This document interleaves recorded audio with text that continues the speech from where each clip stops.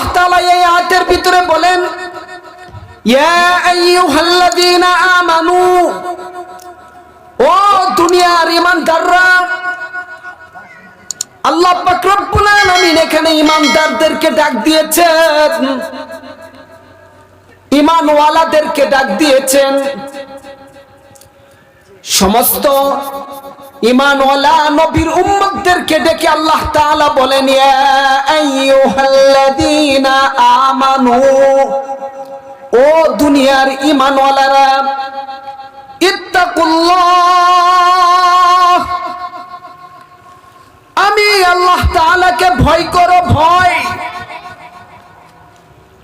এখন এখানে প্রশ্ন হলো,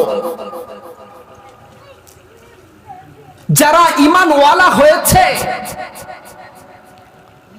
তারা তো আল্লাহ তাআলাকে ভয় করেই ঈমানওয়ালা হয়েছে।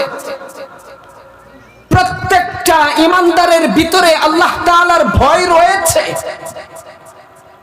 এরপরে আল্লাহ তাআলা কেন ঈমানদারদেরকেই ডাক দিয়া বললেন, ইত্তাকুল্লাহ, আমি আল্লাহ তাআলাকে ভয় করো?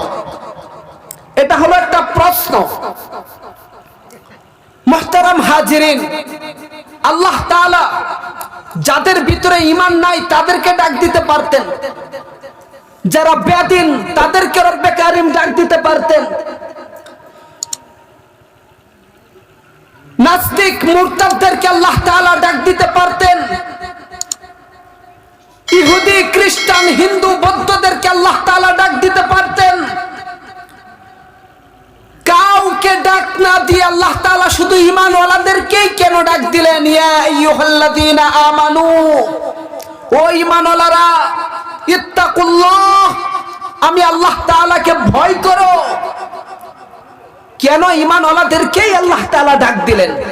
ঈমানওয়ালাদের ভিতরে তো আল্লাহ তাআলার ভয় আছে নয়?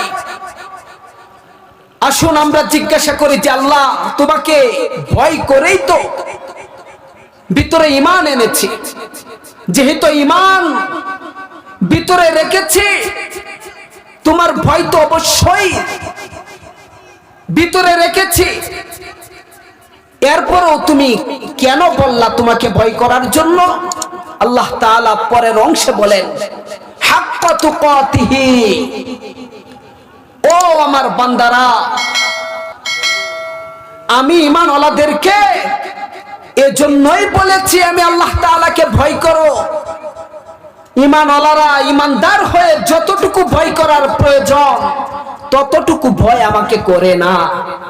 এই জন্য আমি আল্লাহ তাআলা এখানে স্পষ্টভাবে বলে দিলাম, হাক্কা তুকাতিহি, ভয় করার মতো ভয় করতে হবে আমি আল্লাহকে। এখন ভয় করার মতো ভয় করাটা কেমন ভয় করা? ভয় করার মতো ভয় করা, এটা আবার কেমন ভয় করতে হবে? আল্লাহ তাআলাকে জিজ্ঞাসা করুন যে আল্লাহ, ভয় করার মতো ভয় আমি কেমনে তোমাকে করব? কতটুকু ভয় করব? 5 আনা ভয় করব? আল্লাহ তাআলা বলেন যে না, 5 আনা ভয় করলে হবে না, 10 আনা ভয় করব। আল্লাহ তাআলা বলেন না না, 10 আনা ভয় করলেও হবে না। আসুন জিজ্ঞাসা করি, আল্লাহ তাআলা 15 আনা ভয় করব? আল্লাহ পাক রব্বুল আলামিন বলবেন না বান্দা, না, 15 আনা ভয় করলেও হবে না। যদি আমি আল্লাহ তাআলার সন্তুষ্টি পেতে চাও, আমি আল্লাহ তাআলার নাজ নেয়ামত শুকরিয়ার সাথে গ্রহণ করতে চাও, ভোগ করতে চাও, ও আমার বান্দারে, 5 আনা ভয় করলে হবে না, 10 আনা ভয় করলেও হবে না, 15 আনা ভয় করলেও হবে না, 16 আনার মধ্যে 16 আনা ভয় আমি আল্লাহ তাআলাকে করা লাগবে। এখন 16 আনা ভয় কেমন? যে সাহাবায়ে কেরাম আল্লাহ তাআলাকে ভয় করতেন, যেমন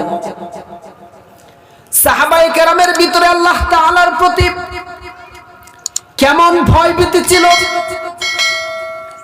হযরত আলী রাদিয়াল্লাহু তাআলা আনহু বলেন, আল্লাহ তাআলাকে আমি এতটুকু ভয় করি, স্বয়ং আল্লাহ তাআলার জাহান্নামটা যদি আমার চোখের সামনে তুলে দেওয়া হয়, আমার সম্মুখে উপস্থাপন করা হয়, জাহান্নামের পাথরে দাও দাও করে জ্বলে ওঠা আগুন যদি আমি আলীর চোখের সম্মুখে উপস্থাপন করা হয়, জাহান্নামীদেরকে জাহান্নামে কিভাবে পুরাবে আমি আলীর সামনে যদি এটা এনে ধরে দেওয়া হয়, এরপরেও আমি আলীর ভিতরে এর চেয়ে বেশি ভয় আসবে না। আমি আলী আল্লাহ তাআলাকে এত ভয় করি, আল্লাহ তাআলা জাহান্নামটা যদি আমার চোখের সম্মুখে এনে ধরে দেওয়া হয়, এরপরও এর চেয়ে বেশি ভয় আমার ভিতরে আসবে না। অর্থাৎ আল্লাহ তাআলাকে যতটুকু 16 আনা ভয় করার প্রয়োজন, 16 আনা ভয়ে আল্লাহ তাআলাকে আমি আলী করে থাকি, এর চেয়ে বেশি ভয় আর হতে পারে না। সুতরাং যে কোনো আমল মকবুল বানাতে হলে, আল্লাহ তাআলাকে আমলের মাধ্যমে সন্তুষ্ট করতে হলে সর্বপ্রথম যে সামানটা আমাদের প্রয়োজন, ওয়াতাজাওয়াদু ফাইন্না খায়রাজ যাতিত তাকওয়া, তাকওয়া নামক সামান সর্বপ্রথম আমাদের লাগবে। আল্লাহ তাআলা আমাদের প্রত্যেককেই তাকওয়া নামক সামানটা দিলের ভিতরে তৈয়ার করার তৌফিক দান করুন।